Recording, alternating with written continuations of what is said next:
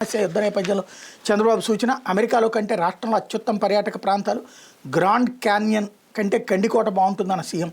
పశ్చిమాసియాలో యుద్ధ పరిస్థితుల నేపథ్యంలో ప్రధానమంత్రి నరేంద్ర మోడీ ప్రకటించిన 8 అంశాలను ప్రతి పౌరుడు తప్పక పాటించాలని ముఖ్యమంత్రి చంద్రబాబు పిలుపునిచ్చారు. దీనికి సంబంధించి నేడు రేపు రాష్ట్ర ప్రభుత్వ పరంగా ఒక కార్యాచరణ ప్రణాళిక ప్రకటిస్తామని వెల్లడించారు. వర్క్ ఫ్రమ్ హోమ్ విధానాన్ని ప్రభుత్వ రంగంలో అమలు చేస్తామని స్పష్టం చేశారు. ప్రపంచం మొత్తం ఇంట్లో కూర్చుని పనిచేసే పరిస్థితి త్వరలో రానుందన్నారు. ప్రతి ఒక్కళ్ళు దుబారా ఖర్చులు తగ్గించాలని, నా దేశం నా బాధ్యత అనే విధానంతో పనిచేయాలని కోరారు. ప్రజలు బాధ్యతతో ఆలోచిస్తే అన్ని సమస్యలు పరిష్కారం అవుతాయన్నారు. అమరావతిలో నిడమర్లో Bolneni institute of skill education and research, వైద్య కళాశాల, నైపుణ్యాభివృద్ధి విశ్వవిద్యాలయాల నిర్మాణానికి శంకుస్థాపన సందర్భంగా ఆయన ప్రసంగించారన్నటువంటిది హైలైట్ చేశారు. ఇకపోతే పెద్ద దస్తగిరి జగన్ మేనమామకు బెనామీయే. రియల్ ఎస్టేట్ సంస్థలో రవీంద్రనాథ్ రెడ్డి భార్య, కుమారుడు దస్తగిరి భాగస్వాములే. సంస్థ పేరుతో ముస్లిం సొసైటీకి చెందిన 100 కోట్ల ఆస్తులు అక్రమ రిజిస్ట్రేషన్. అందులో 50 కోట్ల ఆస్తులు పెద్ద దస్తగిరి భార్య రమణమ్మకు బదిలీ. ఆస్తుల్ని తిరిగిచ్చే విషయంలో రవీంద్రనాథ్ రెడ్డి పెద్ద దస్తగిరికి విభేదాలు. హత్యకు కారణం అదే అంటున్న పోలీసులు విచారణలో బయటపడుతున్న వాస్తవాలంటూ అధికారం అండా మేనలుడే సీఎం, ముస్లిం ఆస్తుల్ని ఆక్రమించిన ఎవరు అడ్డుకోగలరు? 1924 మధ్య జగన్ మేనమా మాజీ ఎమ్మెల్యే రవీంద్రనాథ్ రెడ్డి కడపలో చేసింది. నగరంలో ముస్లిం వెల్ఫేర్ సొసైటీ పేరుతో ఉన్న 100 కోట్ల విలువైన 24.26 ఎకరాల ఆస్తుల మీద కన్నేసిన ఆయన తన కుటుంబానికి చెందిన రియల్ ఎస్టేట్ సంస్థ పేరుతో వాటిని అక్రమంగా రిజిస్ట్రేషన్ చేయించుకున్నారు. కోర్టు ఆదేశాలు పట్టించుకోలేదు. 22A నిషేధిత జాబితాలో ఉన్న అడ్డు కాలేదు. అక్రమంగా కొట్టేసిన దానిలో 50 కోట్ల విలువైన 9.7 ఎకరాలను తర్వాత పెద్ద దస్తగిరి భార్య రమణమ్మ పేరుతో రిజిస్ట్రేషన్ చేశారు. ఈ ఆస్తిని తిరిగి రాయించుకునే విషయంలోనే రవీంద్రనాథ్ రెడ్డికి అదే సందర్భంలో ఇటు వీళ్ళకి కూడా వచ్చిన ప్రాబ్లం వచ్చిందన్నటువంటి కోణాన్ని హైలైట్ చేశారు. పెద్ద దస్తగిరితో విభేదాలు తలెత్తాయని చివరికి హత్యకు దారితీసిందని విచారణ వెల్లడైంది. ఇందుకు ఆధారాలు పోలీసుల చేతికి చిక్కాయి.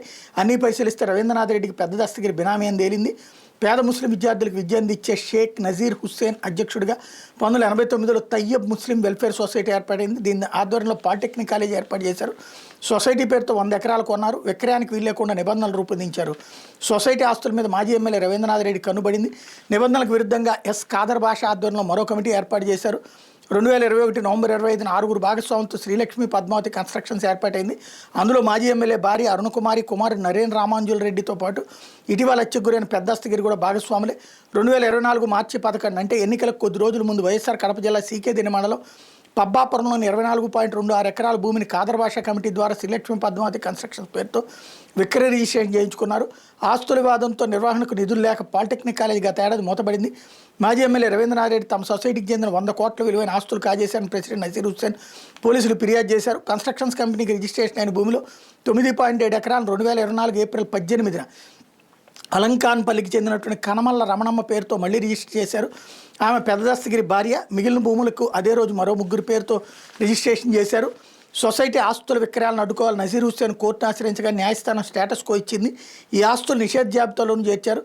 అయినా 2024 మార్చిలో అక్రమంగా రిజిస్ట్రేషన్ చేయించారు. వాటిని రద్దు చేయాలని గత కలెక్టర్ ఆదేశించిన ఇప్పటికీ అమలు కాలేదు. ఇప్పటికీ మాజీ ఎమ్మెల్యే బినామీల పేరిట భూములు ఉన్నాయి. షేక్ నజీర్ హుస్సేన్ని పలుమార్లు విచారించారు. సొసైటీ కింద 100 కోట్ల భూములు కడప నగర పరిసరాలు ఉన్నాయి. సొసైటీ పేరుతో మరో కమిటీని అక్రమంగా ఏర్పాటు చేసి వీటిలో 24 ఎకరాలు బదలాయించుకున్నారు. దీని మీద న్యాయ పోరాటంలో సొసైటీకి అనుకూల ఉత్తర్వులు వచ్చాయి. అక్రమ రిజిస్ట్రేషన్ రద్దు చేయాలని కలెక్టర్ ఉత్తర్వులు ఇచ్చిన అమలు కాలేదని ఆయన వాగ్మూలం ఇచ్చారు. పెద్ద దస్తగిరి భార్య రమణమ్మ పేరుతో రాయించినటువంటి 9.7 ఎకరాల ప్రొద్దుటూరుకు చెందిన రియల్ ఎస్టేట్ డెవలపర్లకు ఇచ్చేందుకు రవీంద్రనాథ్ రెడ్డి ప్రయత్నించారు. ఈ క్రమంలోనే ఆయనకు దస్తగిరికి మధ్య వివాదం తలెత్తినట్టు పోలీసులు విచారణ వెల్లడైంది. నిత్యానంద రెడ్డి రిమాండ్ రిపోర్టులను భూదందాల వ్యవహారంతోనే పెద్ద దస్తగిరి హత్య జరిగినట్టు పేర్కొన్నారన్నటువంటిది హైలైట్ చేశారు.